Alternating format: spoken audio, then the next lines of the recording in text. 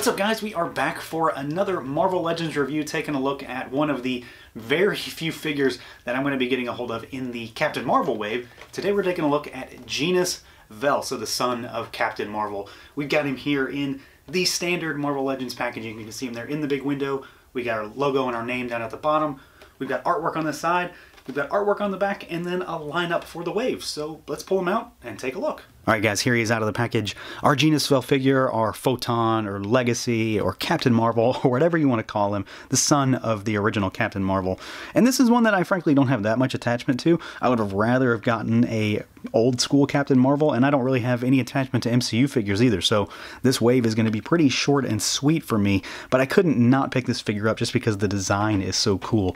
And he's got translucent plastics, which is always a plus. And after watching this review, if you want to snatch one up for yourself, I'll put a link down below to Big Bad Toy Store. Head on over there and check them out. But let's run through articulation real quick, get things started. I don't think we're going to be too surprised, but we do have to see how this guy moves around.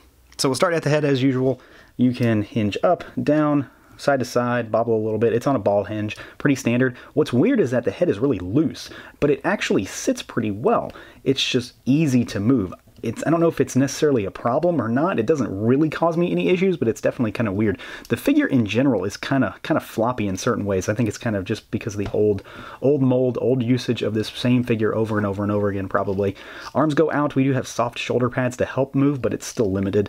Rotation, bicep swivel, double jointed elbows, get you far enough. Rotation, hinge at those wrists.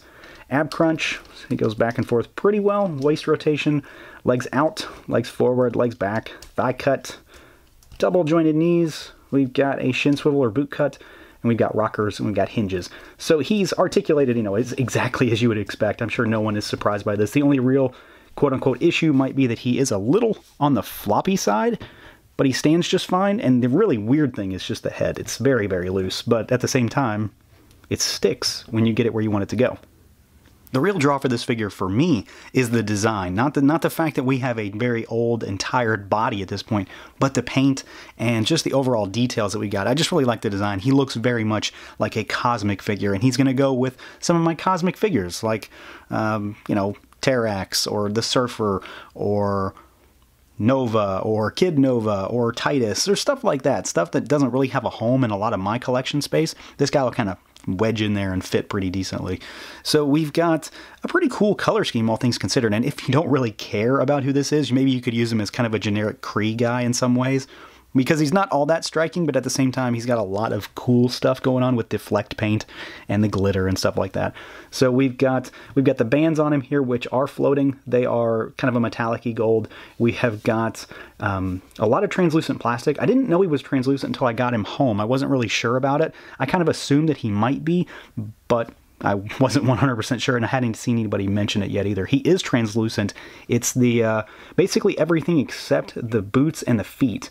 So this is that kind of marbly metallic plastic, and then you've got metallic paint that runs up for the accents on him, and the hands are likely not as well. But anything that has this black with the kind of flecked stuff in there, you can shine a light right through it. The head is a little easier to tell than the rest of the body, especially if you pop that head off, you'll kind of see right through it because it's slightly thinner. It's really subtle. It makes him look kind of hazy. He's not really dark black. It's kind of soft. I'm sure the lights are making it a little different here, but I do like it. I think the design of him is pretty cool, and that's really all that I cared about when it came to this particular figure. The overall color scheme and paint on this guy is really well done. I'm really happy with it. I just like the flecked look in there. I like the kind of starscape that he has for his overall person, basically. We've got this kind of floating band here, which does nothing. It breaks up his body though, and it definitely adds a little something. You've got the shoulder pads here, with like I mentioned previously, are a softer plastic, so they kind of move a little bit. And in general, I just like the color scheme. Black and green, it just works, and it's all very shiny. It's all metallic and translucent too. So at the end of the day, the design, the color scheme really speaks to me. It's just got the kind of weird, stupid stuff that I like when it comes to figures. So this is kind of a no-brainer for me, whether I care about the character that much or not.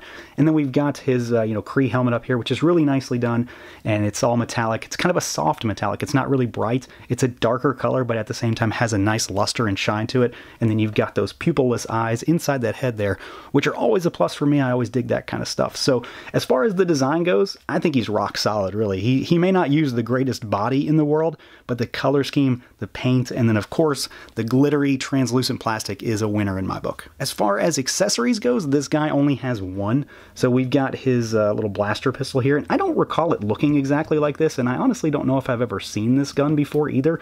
He can hold it in his right hand. That's his trigger finger hand. The other hand is an open but gripping hand.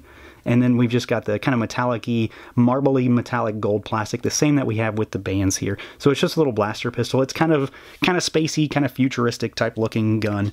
I don't think it's exactly like what he uses in the comics. I remember it being a little more angled than this and maybe, I don't know, slightly even more futuristic, but it works. It's a spacey kind of gun, and that's really all that matters. We do also, with this particular figure, get the leg. This is what the right leg to the Kree Sentry BAF, which I'm going to try to build this, but without getting all the figures, I'm going to have to get it in a different way. I'm not going to go out and buy all the figures just to get their BAF pieces. So we've got this big honking leg. It's pretty big. It's really beefy. We'll see if I can get this sooner rather than later. So at the end of the day, this is a pretty fun figure. My only real gripes are regarding the slight looseness of the joints, especially at the head, but it also doesn't really present any problems. It's mostly just a, you know, this could be a problem for you, keep an eye on it kind of thing. Other than that, I think the design is pretty sweet.